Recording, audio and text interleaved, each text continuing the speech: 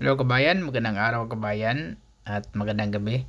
So, yung gagawin ko pala ngayon ay Volkswagen repair siya. So, may dumating sana nga back panel pero hindi parehas. Second hand nga ang dumating. Pero hindi parehas kabayan. Bali, ang dumating kasi yan Volkswagen Golf ang dumating.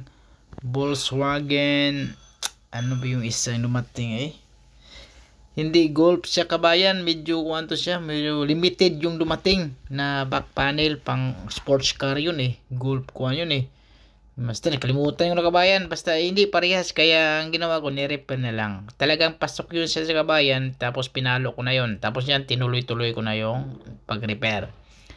So, mayroong kantuhan tayo dyan, may kanto dun sa may dalawang kanto. So, yung dalawang kanto tayo yan.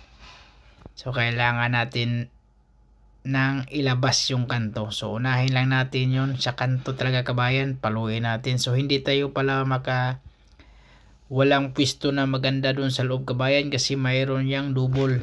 So, nakakonek yung kuwan doon, panel. Yung sa loob, yung plastic. So, mayroong double doon na parang pintuan din kabayan na sikwat-sikwat ka lang doon sa loob kasi mayroong nakaharang. So, kailangan hindi tayo bubutas dyan.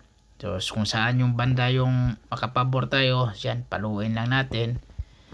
Tapos, wala palang kuhan dito kabayan yung pagkatulad yung pang repair, tapos mayroong kikil, yung kikil nga malapad, yung kontrahan mo, tapos sa may palo.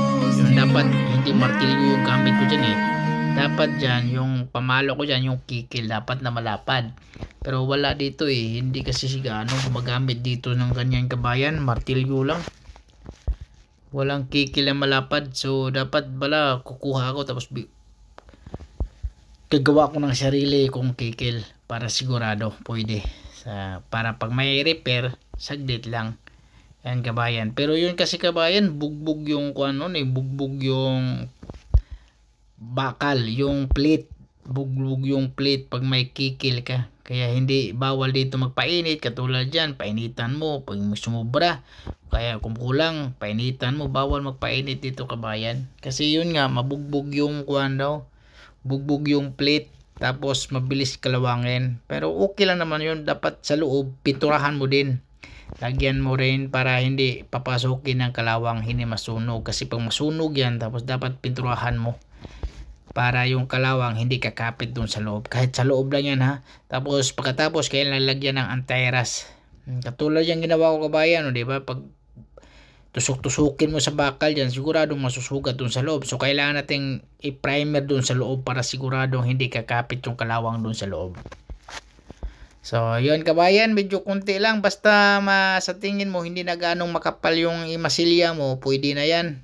Lagyan mo ng masilya yun. Katulad yan niliha ko. Pero ulitin pa natin yung kabayan, i-final pa natin yan. Para makita natin yung saan yung lubog, kailangan ilabas pa. Yan. Para mas maganda makita. Pero yun lang, puti din naman yan. Walang problema yung kabayan, hindi katulad sa itim. Pag itim yan, talagang masilan yan pag itim. Pag puti, hindi ganong masilip yan pag may medyo pangit yung pagkatrabaho. Hindi gaano pag matapos ng pinturahan. Pero pag itim, sigurado kahit masilip po kasi pag itim kabayan. Yan, nilihan na natin ang itiyan sa kabayan. Yan katulad yung kabayan niliha ko na ng pang final para makita natin. Yan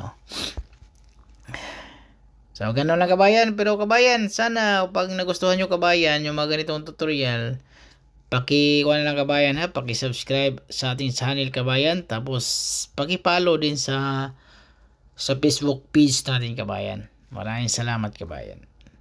Yan, liha na yan sa kabayan ng iti pa rin sa kabayan na masin.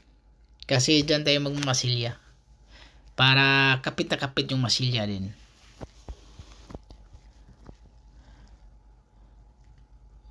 Yan, mayroon pang mga bumukol, paluin natin yan.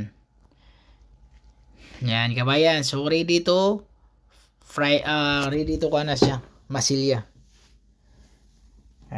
Paluin pa natin yan. Tapos yan, masilya na tayo. Medyo makapal yung masilya natin dyan kabayan unang patong. Tapos yung sinabi, Ako na pag unang patong mo, tapos pagkatuyo kabayan, lihain natin ng 120, tapos pudpurin natin talaga yung medyo pangit, tapos sabay patong agad ng masilya ng second coating.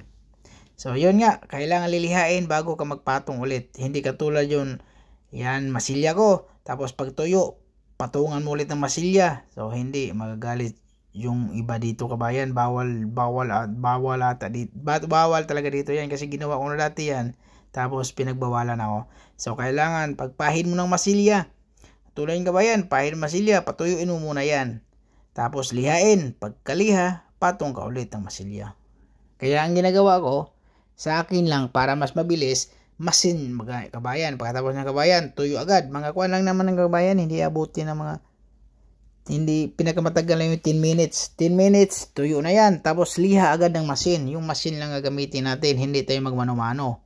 Sa gilid, pupuriin natin yung pinakagilid niya, paikot, tapos lahat sa gitna. Sa mga pangit-pangit sa tingin mo, lihain mo yan. Tapos pagka okay na, patong agad ng masilya. Para, yun, katulad niya kabayan, oh. So, pangalawang patong na yan sa kabayan. Ang unang patong pa pa na lang kabayan.